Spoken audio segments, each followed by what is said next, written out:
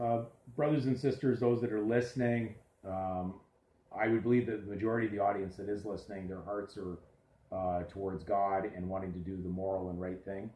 And I know many people are distressed right now, so certainly my prayers are out for everybody on this journey.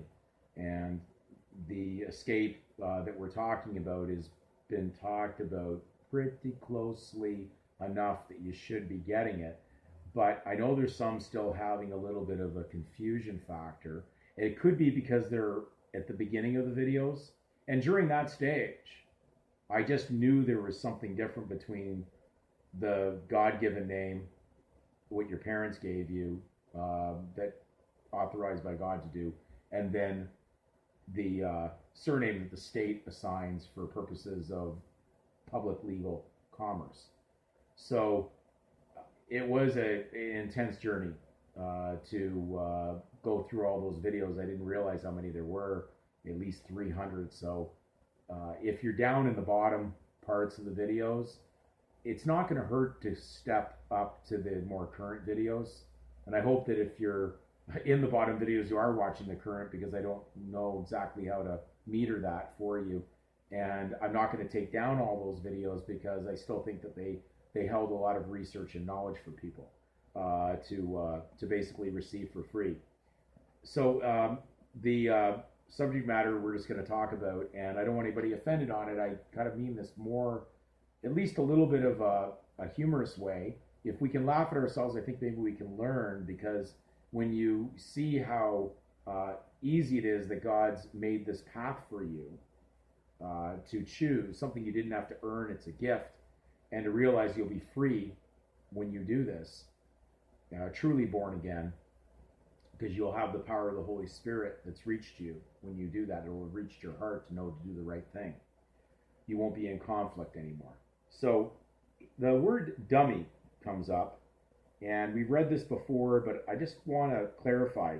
Dummy in Black's third, very direct to the point.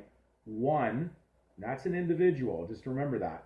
In the Canadian Law Dictionary, they even stated that an individual, the seventh definition, nice for perfection, the number 7, was not a member of a family. We're talking about a legal family unit, a legal surname, a legal last name. That's what we're talking about.